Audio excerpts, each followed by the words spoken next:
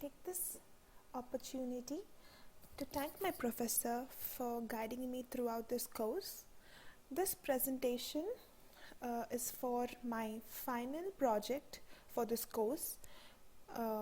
My project is image segmentation, that is detection of man-made objects in an image. Over the years, there have been a lot of projects, lot of topics that talk about analyzing and gaining information out of an image.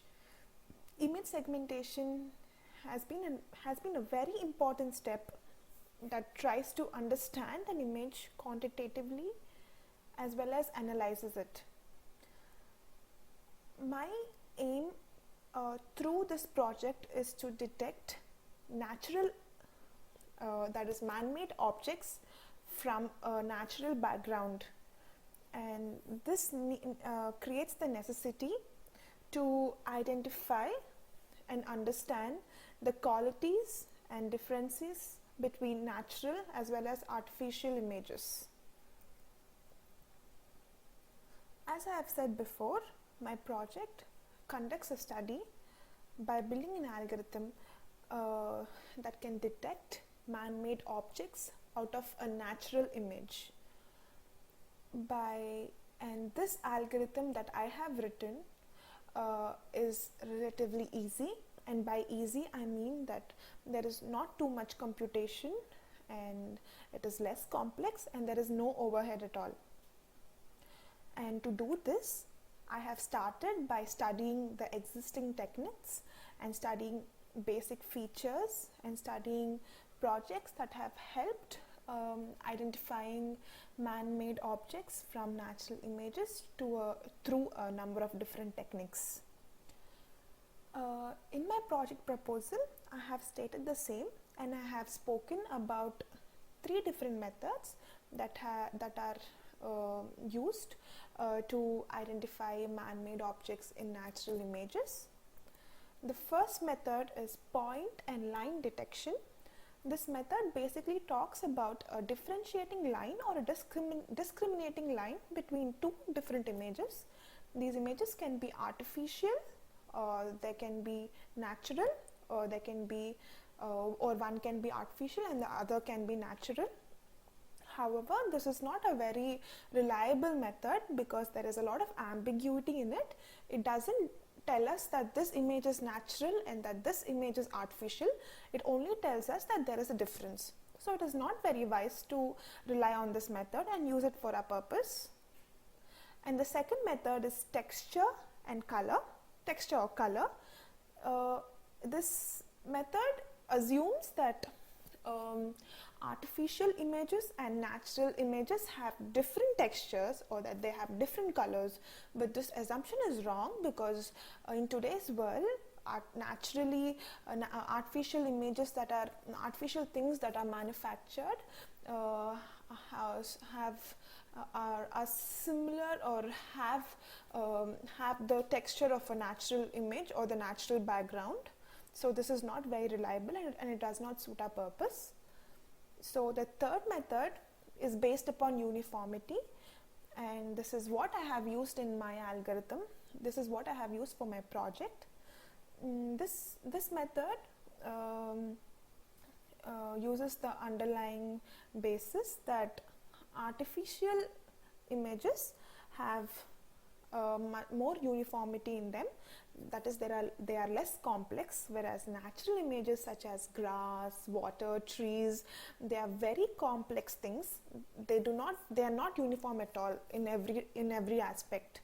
So this is the basic underlying thing that I use, and by using this parameter, the algorithm is independent of qualities such as texture, color, position and intensity, and it makes the algorithm much more simpler. So I am using this method for my algorithm to detect man-made images or man-made objects from natural images.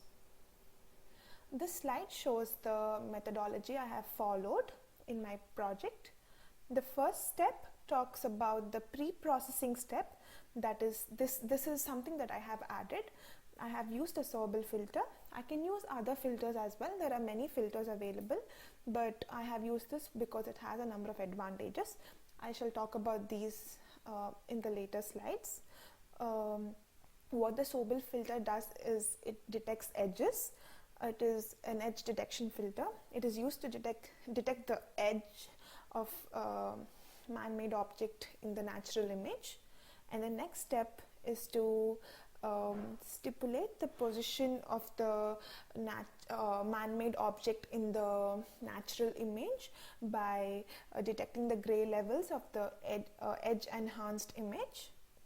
Now I would like to take the opportunity to talk about Zipf's law. Zipf's law is an empirical law, and it is used to analyze a given object and to decide whether it is natural or artificial. Zipf's law basically says that if there is a symbol n that is reoccurring in a pattern, then there is no random distribution, and that if you lay down the frequencies in the decreasing order of this symbol n that reoccurs in this pattern, then you can see a power law. So, and if you see this, then it means it is an artificial image, and the expression for it is ns of I is equals to k into I into a, where I is the frequency and k and a are the constants.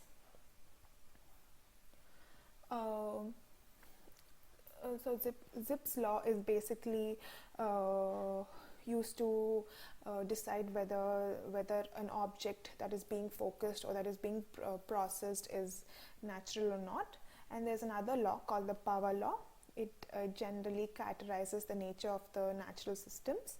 So the way to deduce whether the final object is natural or not is to apply Zipf's law as well as power law on it, and to get two graphs and to compare these two. And if the curves are similar, that means it is a natural one. If they are not similar, that means they are artificial. So this is an example I have taken from one of the papers I studied. It basically shows a natural image on the left and an artificial one on the right, and the corresponding graphs have been showed down. These graphs are the frequencies that have been plotted for a reoccurring symbol n in each of these patterns, in each of these images. And if you see this first graph, it shows that it is a linear curve, and the surface area is more than the counterpart of the artificial one, and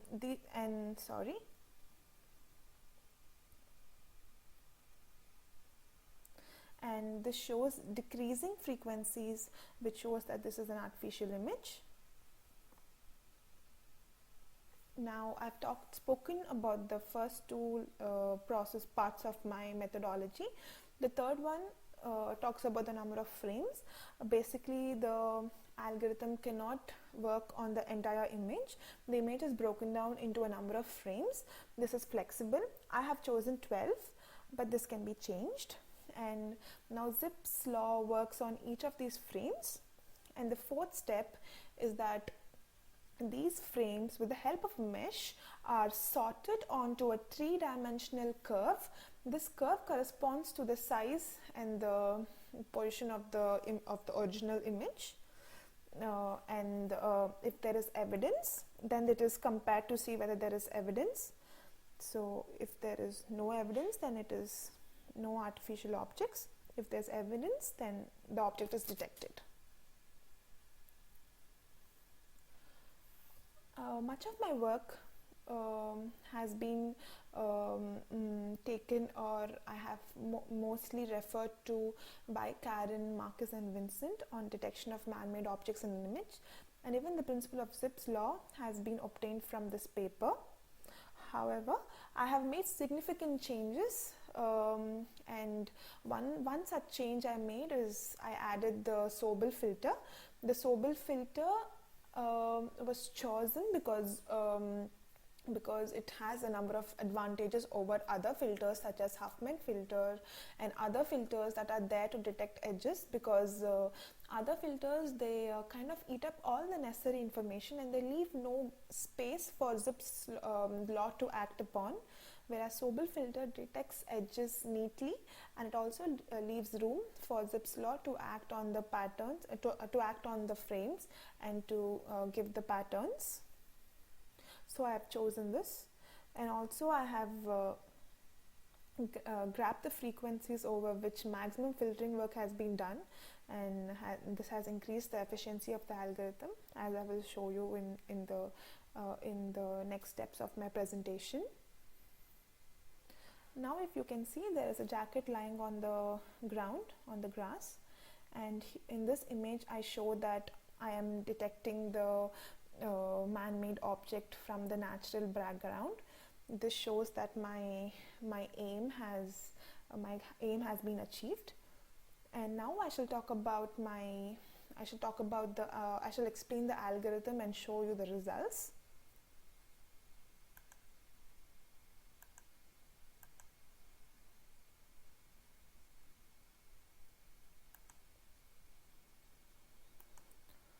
This is the main file. Here I'm talking about the image I'm testing, and this is the algorithm. That's the main algorithm. It contains all the code.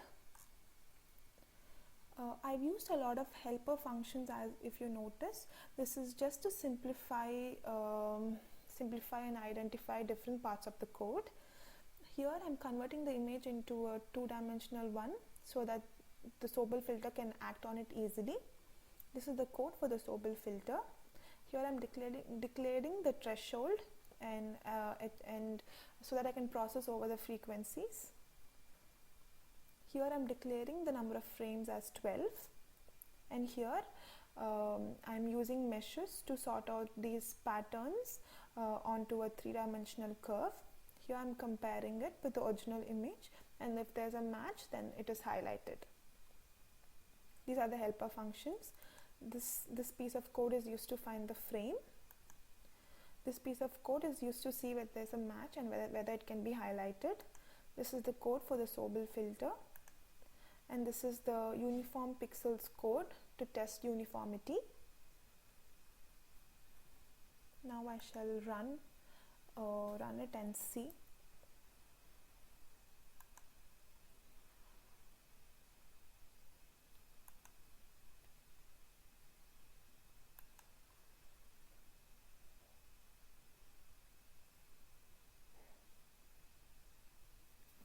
So if you see,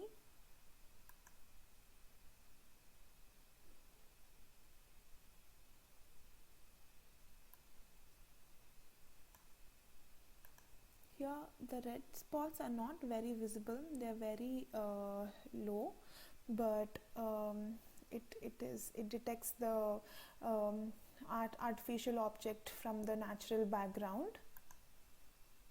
And this is the histogram. This is the natural part, and this peak is the artificial object. This red line shows that, and this is when thresholding is applied. This is the result of the Sobel filter when the edges are detected.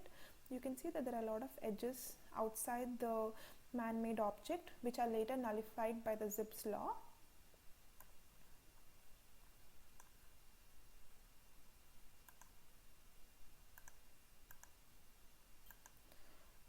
Now I'm going to test 4 different types of images.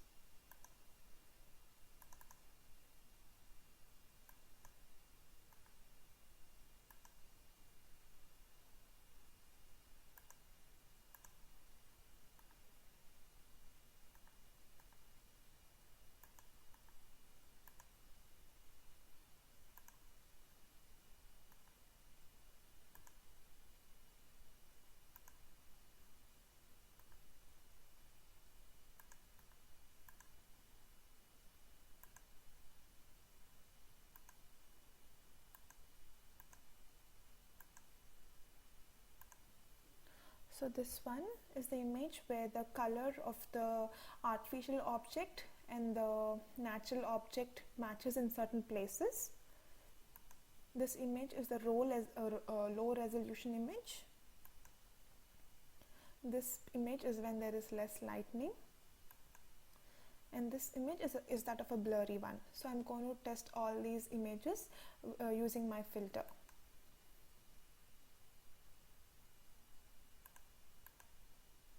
Oops, I'm sorry about this.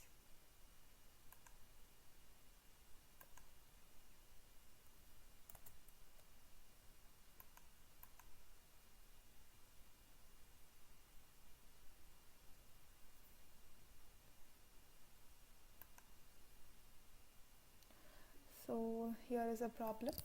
So when the background when the color of the man-made object matches with those of the background, then the algorithm doesn't identify it very well. So this algorithm cannot be used for this purpose right now. It still has to be modified, and work has to be done here. This is the corresponding histogram, and this is when there is thresholding, and this is the output of the Sobel filter.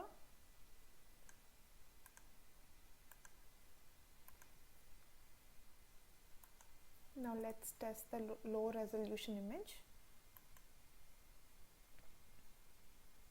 Yeah, so if you can see, this algorithm is working well for this, but it is only satisfactory because it can either enhance it or reduce the man-made object, and works there. I mean, there is more progress that has to be achieved from this part. This is the histogram, and if you see, this corresponds to the natural part of the image, and this corresponds to the man-made part of the image, and it has a sharp peak. This is again when thresholding is applied, and this is the output of the Sobel filter. Now to test the image when there is less lightning. When I talk about less lightning, I don't mean that it's totally dark, because when it's totally dark, it cannot really detect.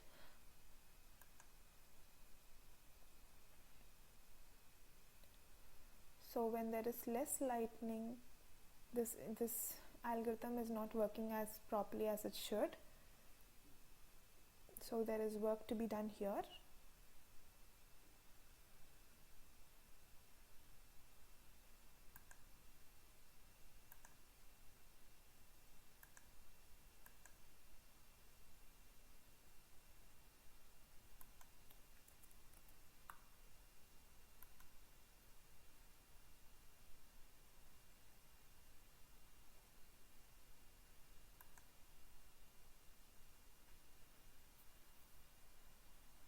Again, when it is blurry,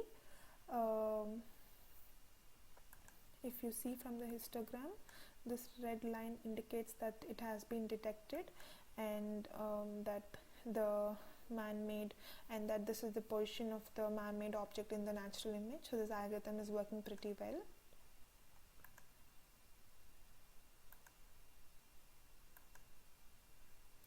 One of the possible uses of the fourth case is that it can be used in mobile cameras, because when you use a mobile camera to capture a photo, the targeting image might not be stable. It might move a little, so it might shake a little. So this can be used, and if you see from these images,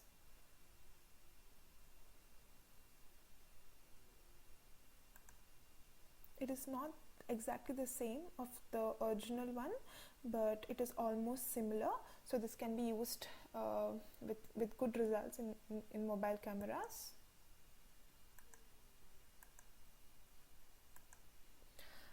Thus this is the end of my project. I have showed that I am using a reasonably good algorithm to detect man-made objects from natural images. This algorithm can be used satisfactorily to detect in low resolution conditions, and it can be used to detect properly when the image is blurry or when there is less lightning. However, improvement has to be still made when there is similarity in color with the man-made object and the natural background of the image. And I would also like to thank my professor once again for helping me throughout and for giving me the opportunity to present and to take up such a good project. Thank you, Professor.